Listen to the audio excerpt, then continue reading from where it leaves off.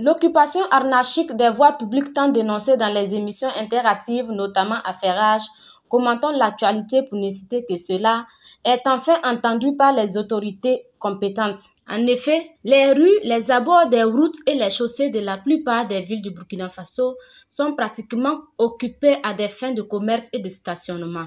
Ces espaces sont aussi devenus pour certains des garages pour des véhicules en panne. Un phénomène qui, non seulement transforme les rues en des nids de désordre, constitue l'une des principales causes des accidents de circulation. En fait, le Burkina Faso enregistre chaque année de nombreux accidents occasionnant des milliers de morts, de blessés et d'importants dégâts matériels. Et selon le gouvernement, le premier agent causal de ces accidents de circulation est l'occupation anarchique des abords des routes.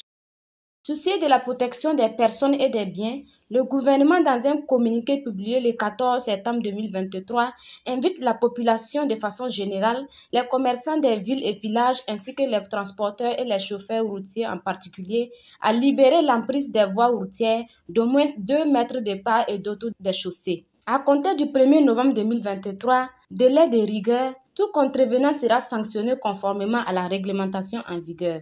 Un communiqué applaudi par certains citoyens, en l'occurrence Moussa Guébré, agent commercial de profession, qui pointe du doigt les femmes vendeuses de condiments aux abords des routes. Ce que moi je voulais là maintenant, si l'État a pu creuser des caniveaux plus dans la population, puisque non, il n'y a plus une inondation là. C'était moi qui étais maire de Ouagadougou aujourd'hui là. Il n'y a pas eu de savoir aussi. Parce qu'on ne peut pas creuser pour vous, et pour vous êtes là, vous parlez votre maison ou votre cour sale là, vous pouvez les mettre dans le caniveau, votre camion se bouche. Ils ont creusé là. Même si les populations sont d'accord avec la décision des autorités, notamment l'inévitable sanction des contrevenants, la faisabilité posera problème selon certains. Assami Nana s'interroge sur la nature de la sanction et surtout sur sa mise en œuvre. Le fait de sanctionner, les stationnements interdits à côté des voies là, en tout cas c'est une bonne chose. Parce que nous-mêmes, nous sommes à côté ici, on voit ce que ça provoque. Beaucoup d'accidents sont causés par des stationnements interdits comme ça.